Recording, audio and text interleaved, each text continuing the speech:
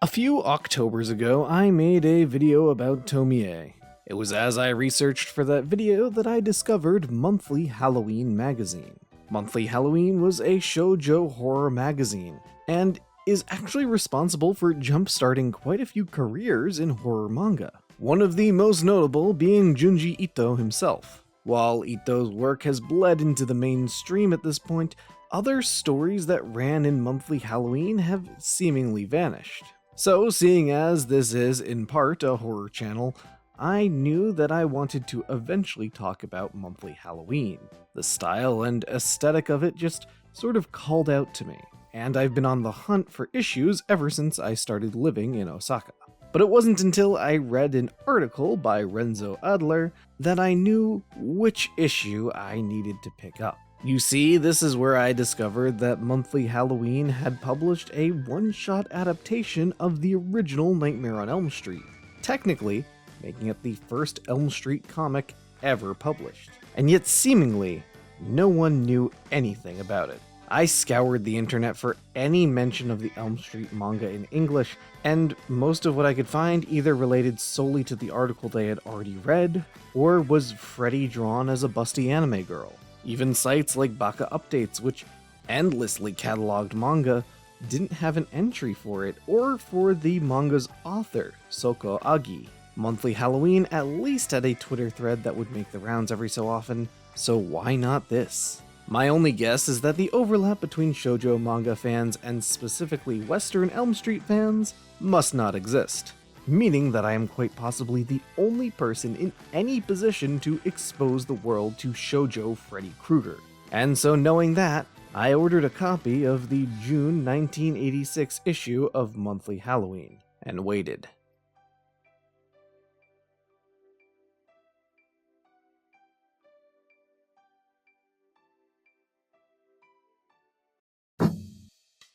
Okay, it is now officially later, and my issue of a 1980s manga has finally arrived. Yeah, literally I'm the only one that I know would ever order something like this, so let's crack it open. Alright, so let's talk about Monthly Halloween. In general, every cover of Monthly Halloween, you're going to see one thing. A cute girl on the front cover next to something spooky or terrifying. Across the cover here, we have titles of a bunch of different manga that are within this, but most importantly, a Nightmare on Elm Street. So before we actually get into Elm Street, we are going to take a look at the contents of Monthly Halloween because I think it's worth viewing on its own. Alright, so we start with a full-page Dr. Dead and Splatter All-Stars. Don't really know what's going on here, but I'm kind of all for this monster mash. Also, it looks like these are ads for some sort of ESP tests? I can't really tell. And then it looks like it goes into real-life ghost sighting, which is our first sign that this is a little bit different than something like an old Shonen Jump that we've seen before. These were very much magazines with kind of articles and things printed in them. They were heavily focused on manga, but there was also a good focus on just spooky stories and ghost sightings and things. Woo! Whoa! Ooh, what's going on here? Not only did Monthly Halloween run manga, but it also ran short stories too. As we can see here, this is an ongoing novel. Now this is really interesting because I wasn't expecting to find this at all in this issue of Monthly Halloween, but what we have here is Umezu Kazuo no Noroi, which of course is Kazuo Umezu's curse. People are familiar with this from the OVA that this was adapted into. Famously, kind of schlocky, kind of bad OVA. Well, I wouldn't say that this is one of his classics. It is at a point in his career where his name is basically selling the story. This is, after all, Kazuo Umezu's curse, and not some no-name curse. This was an anthology series that centered pretty much just around his style, and go figure, it's only like 3 or 4 pages long. Man, not long at all for what would be adapted into a close to 30-minute OVA. And as you can see, here's his little avatar guy, Crypt Keeper man, that's telling these crypt stories. Here, I don't know what to be more surprised at, whether it's this head or this guy's choice in clothes. Yeah, here again is more weird cryptid and history things. Again, this magazine kind of covered more than just horror manga. In general, all around, if you were into horror, it looks like this was the magazine for you. Man, they really, really don't shy away from showing any amount of blood. Alright, and we're kind of hit with another longer novel story here, with some actually pretty nice illustrations. Before we kind of close out with more traditional horror story stuff. And at the very end here, it kind of ends on a lighter tone with some comedic manga things. I don't know if that's the norm for monthly Halloween, but it is kind of a nice way to end things. Overall, monthly Halloween is an interesting piece of J-horror history, and just by flipping through it, you can already see that it's covering so much all in one monthly issue. But we are kind of ignoring the elephant in the room. The elephant in the room is the Elm Street manga. So let's take a look at how Freddy does in the shoujo horror world. Okay, so already as soon as you turn the page, you can see that they gave Elm Street the special edition treatment. They gave Elm Street the color pages, which, I mean, of course, why wouldn't you? This is a huge horror movie from overseas that's being adapted, and you can see there's a little Wes Craven's Nightmare on Elm Street in the corner. Now immediately we start off in the famous boiler scene, Freddy's claws coming out, and we're greeted to our first glimpse of shoujo Freddy Krueger. This entire first page is doing the 1-2 Freddy's coming for you, except it's Ichi ni Freddy ga yatte kuru. And it goes through the whole Freddy poem here as we have our entire title page. And already you can tell that they're not shying away from blood, but this Jesus is actually going to be kind of important, so we'll get back to that later. Like we had already seen in this magazine, it's not going to skimp out on Elm Street's gorier bits. In fact, they're almost played up a lot more here. But then we go into the Nightmare on Elm Street story, and for the most part, it kind of is scene for scene here. Just, albeit incredibly truncated. The art is kind of what you would expect of a shoujo manga around this time, but I will say that I kind of like it, especially for something as weird as an adaptation of Nightmare on Elm Street. I think I wouldn't want it to be as kind of shoujo-y as possible, just to make it even weirder. Freddy, though, I feel like could be a little bit scarier. His face is kind of dopey. This is the famous bath scene with the hand coming out of the water. But interestingly, it's very underplayed. We're not getting a kind of close-up on her when she's in the bath. It's just sort of, she's there. And maybe that has to do with the target audience, that, you know, this is a manga for female readers, and presumably straight female readers that aren't really looking for female nudity in it. Rod's death in the original movie was a whole scene, but here it's truncated down to 3 pages, and in it, Nancy is kind of seeing what's happening and what's going on in a sort of dreamlike vision. And of course, the result is the same. It's just interesting how it's able to kind of fit in one of the film's more iconic moments and just cut it down to make it more concise. I don't know if this feels like it's going at a mile a minute. It kind of does, but I still think that's, with the kind of 40 pages that we have here for it, it's the best we got. And here we're already close to the final part of the film. This is where Nancy is on the phone with Johnny Depp. This is Johnny Depp here. He's on the bed. And here it is. One of the most bloodiest scenes in all of horror history. Here in a shoujo manga. That's pretty cool. And actually, if you know how they filmed this scene, they built a set of the bedroom and then filmed it upside down so that the blood, which was actually pouring out downwards, looked like it was going upwards. You know, just a little behind the scenes thing. You could probably actually tell just by looking at the scene itself. Alright, so here we have the final battle between Nancy and Freddy, and honestly, this is where most of the changes happen.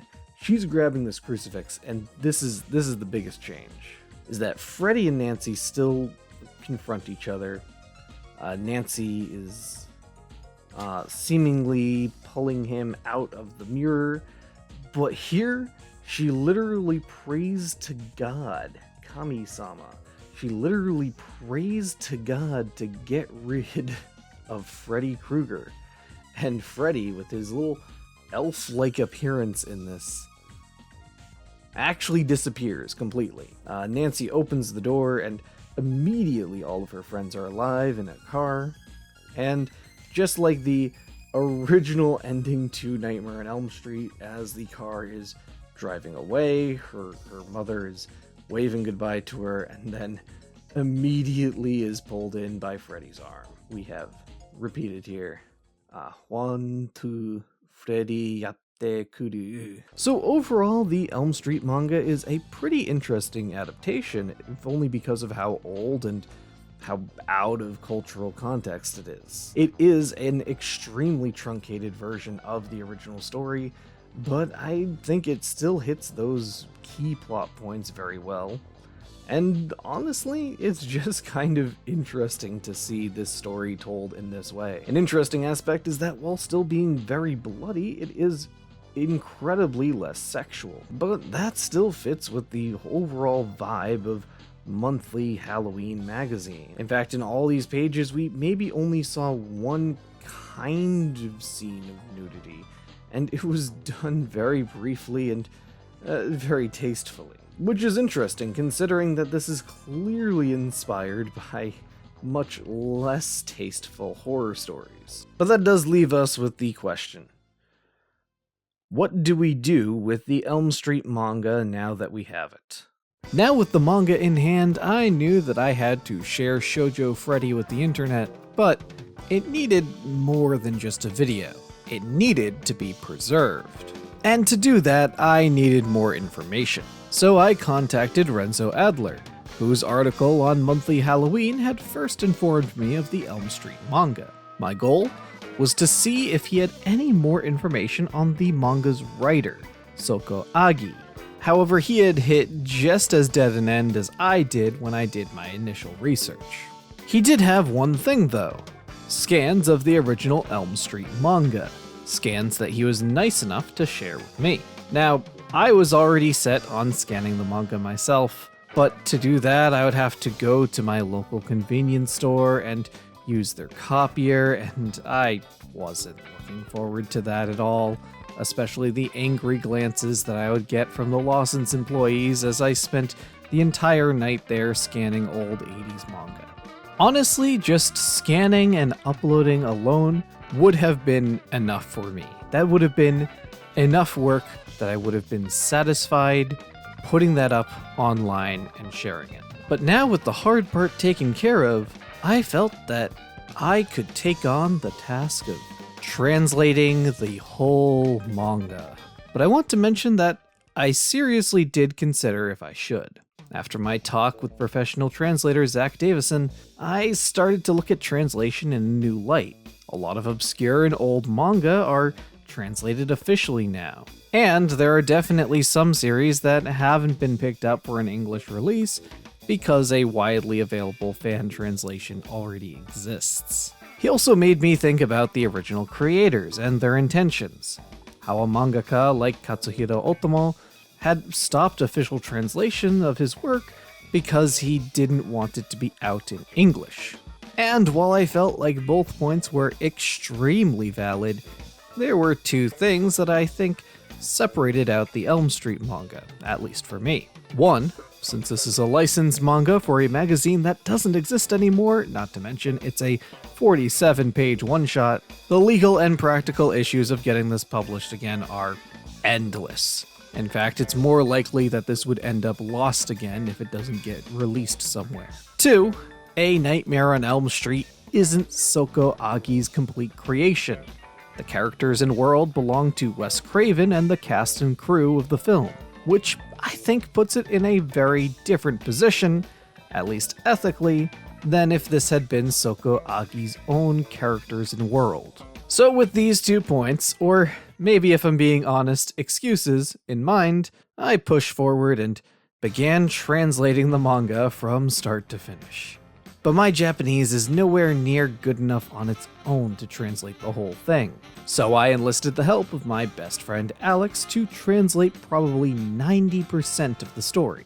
Meanwhile, I handled nearly all of the typesetting and cleaning by myself. Of course, the translation process brought me closer to the source material than ever before.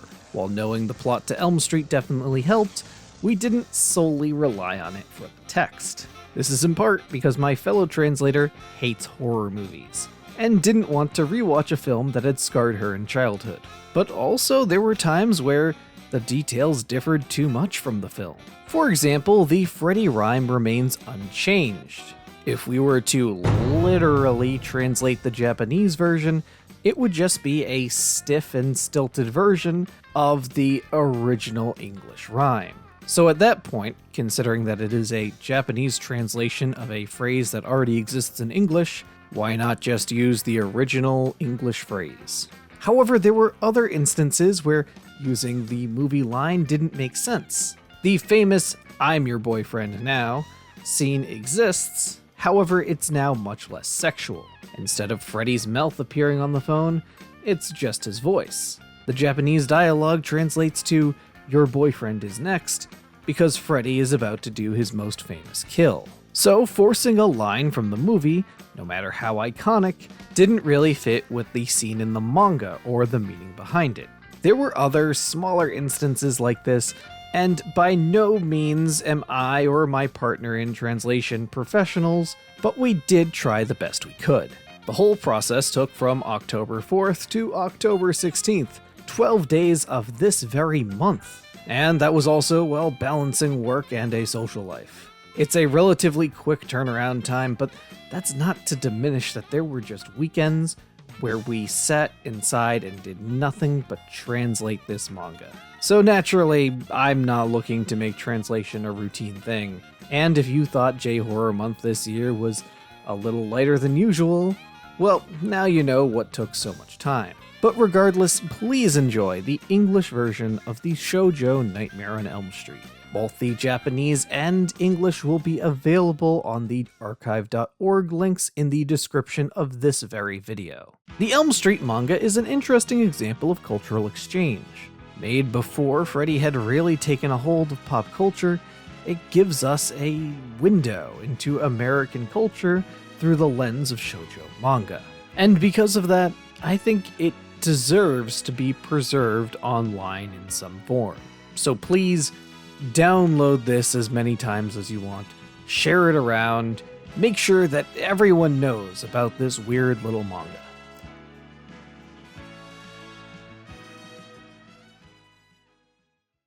And that's going to wrap up this year's J-Horror Month. I hope that everyone who was along for the ride this year enjoyed the small videos that we put out. Wasn't as big as years before that, but you'll have to forgive me for translating an entire 80s manga right in the middle of this month. There's still a couple of big videos in the pipeline, so if you like diving into obscure and niche topics about Japan, just, subscribe if you haven't by now. If you're at the end of this video, you probably already have. Not sure when exactly the next video is going to be up, but I can assure you that the next one might be one of the most important videos in my channel's history. So until then, take care, have a happy Halloween. By the time that this video goes up, it's going to be November.